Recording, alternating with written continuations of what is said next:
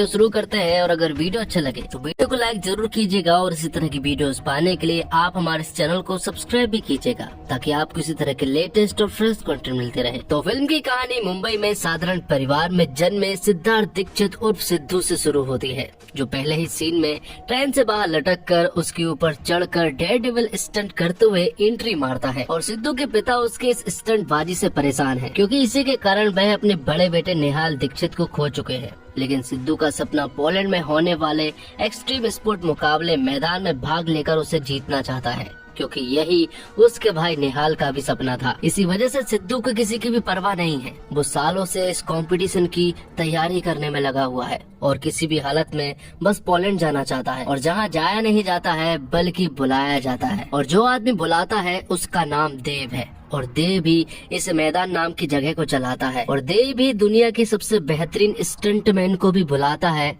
और उन्हें इस कंपटीशन में हिस्सा भी दिलवाता है। और देव अपने इस कंपटीशन में कभी भी नहीं हारा है। और साथ ही देव को एक चीज बहुत बुरी लगती है, और वो चीज है गद्दारी। अगर कोई इंसान देव से गद्दारी करता है तो वो उसे जान से मार देता है। तो देव दुनिया भर के सबसे बेहतरीन स्टंटमैन को चूज करता है, और उन लिस्ट में इस बार हमारे सिद्धू का नाम भी शामिल था। सिद्धू जब अपना नाम लिस्ट में देखता है तो वो बहुत ज्यादा खुश होता है, और इसके बारे में वो अपने परिवार वालों को भी नहीं बताता है। और कुछ ही दिनों के बाद वो पोलैंड के लिए निकल भी जाता है और उस जगह पर पहुंच जाता है जिसे सभी लोग कहते हैं मैदान। तो सबसे पहले तो उनके हाथों में घड़ी बांधी जाती है, मतलब कि वो एक ट्रैकर के रूप में थी। अगर ये लोग कहीं पर भी जाएंगे तो देव को इनके बारे में सब कुछ पता रहेगा। और इस कंपटीशन में 32 लोगों ने भाग लिया है, और सारे के सारे बहुत ज्यादा एक्सपर्ट है। और मैदान में 3 रेस होने वाली है, और अगर कोई इंसान इन तीनों रेस को जीत लेता है तो उसे 80 करोड़ रुपए मिलेंगे। और अगर आखिर में वो देव को भी हरा देता है तो इस मैदान का वो मालिक होगा और उसके पास पूरी संपत्ति भी होगी। लेकिन आज तक ऐसा कभी नहीं हुआ है कि देव को कोई हरा सका हो। तो रेस होने के एक दिन पहले एक विशाल पार्टी रखी जाती है। सभी लोग उस पार्टी में जाते हैं, और वहाँ सिद्धू की मुलाकात होती है आलिया नाम की लड़की से। और वो यहाँ पर कंपटीशन में हिस्सा लेने नहीं आई है, बल्कि वो तो यहाँ की इन्फ्लुएंसर है। लेकिन सिद्धू को आलिया पसंद आ जाती है, लेकिन आलिया सिद्धू से कहती है कि मैं उसके बस से बहुत बाहर हूँ, इसलिए मेरे ऊपर लाइन मारने की बिल्कुल भी कोशिश मत करना। तो अब अगले दिन गेम शुरू होने वाला होता है, लेकिन उससे पहले सभी के ऊपर बहुत सारे पैसे भी लग चुके होते हैं, मतलब कि 32 लोग और पैसे लगाने वाली पूरी दुनिया। और रूल्स बड़े ही सिंपल है। एक दूर पर ट्रक है जहाँ पर कि 16 झंडे लगे हुए हैं, और 32 में से जो 16 लोग उन झंडे को पा लेंगे वो आगे बढ़ जाएंगे और बाकी के 16 एलिमिनेट हो जाएंगे। लेकिन उन ट्रक तक पहुंचने के लिए उन्हें इन मॉन्स्टर ट्रक की जरूरत पड़ेगी, और इन मॉन्स्टर ट्रक को ऑडियंस कंट्रोल कर रही है जब तक कि ये लोग इन मॉन्स्टर ट्रक को पकड़ नहीं लेते हैं। इसके बाद वो मैन्युअली उनके हाथों में आ जाएंगे, लेकिन तब तक उनके पास समय भी कम बचा रहेगा, क्योंकि किसी किसी ट्रक में 30 सेकंड है, तो किसी में 60 है, तो किसी में 90 है। लेकिन इन सब के बीच में कई लोग अपनी जान भी दे बैठते हैं, और कई सारे लोग घायल भी हो जाते हैं। इनके बीच में हमारा हीरो सिद्धू जो है, जो बड़ी बहादुरी से आगे बढ़ता है और उस ट्रक तक पहुंच जाता है और एक झंडे को हासिल कर लेता है। मतलब कि अब वो टॉप 60 में पहुंच चुका था। अब अगले दिन की पार्टी में सिद्धू की मुलाकात फिर से आलिया से होती, और आलिया ने सिद्धू को रेस में देख लिया था कि वो बहुत ही कमाल का है, इसलिए आलिया जो है वो सिद्धू को धीरे धीरे पसंद करने लगती है। दोनों एक दूसरे के साथ टाइम बिताने लगते हैं, और कहीं न कहीं अब दोनों एक दूसरे को पसंद करने लगे थे। जैसे ही यहाँ से सिद्धू पार्टी से वापस लौट रहा था, तब यहाँ पर उसे एक मैडम मिलती है जो कि पुलिस वाली थी, और वो यहाँ पर सिद्धू से कहती है कि अगर मैं तुम्हें अरेस्ट कर लूं तो कैसा रहेगा, क्योंकि तुम्हारे पास तो पासपोर्ट भी नहीं है, इसलिए अच्छा यही होगा कि तुम मेरे साथ कोऑपरेट करो और मुझे देव की उस जगह के बारे में बता दो, और या फिर तुम मेरे साथ मिल जाओ।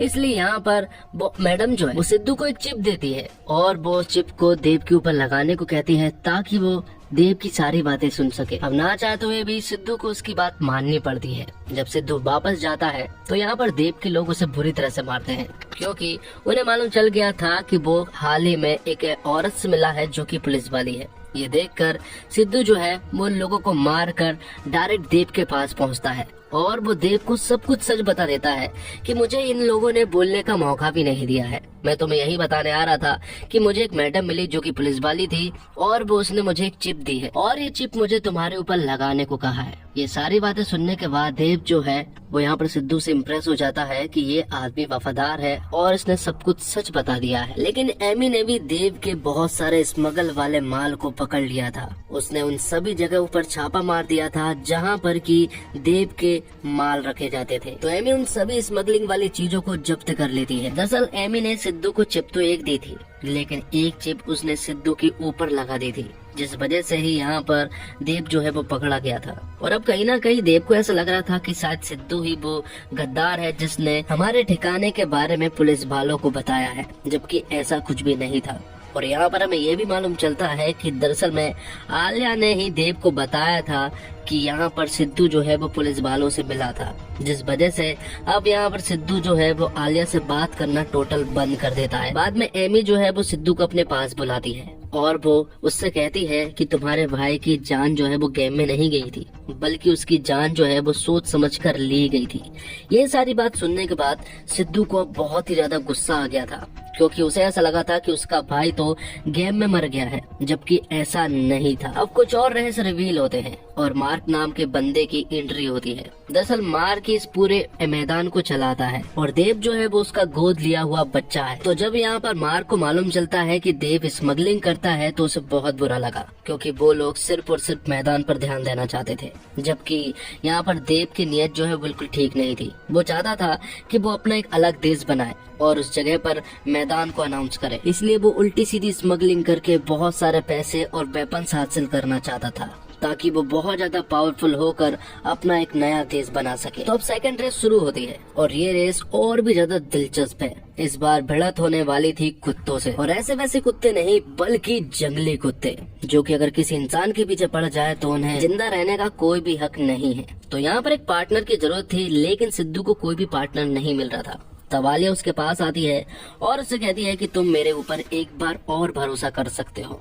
जिसके बाद रेस शुरू होती है और यहाँ पर सिद्धू और आलिया जो है वो साथ में रेस में भागते हैं और वो कुत्ते जो है इस बार फिर से बहुत सारे लोगों को मारते हैं। तो 16 लोगों के इस कंपटीशन में सिद्धू जो है इस रेस को जीत लेता है और टॉप 8 में पहुंच जाता है। तो अब आगे हम देखते हैं कि मार्क जो है वो देव के स्मगलिंग करने से पूरी तरह से खिलाफ था, इसलिए देव जो है वो मार्क के सभी साथियों को मार देता है और सिर्फ मार्क को छोड़ देता है, क्योंकि वो उसे पिता मानता है।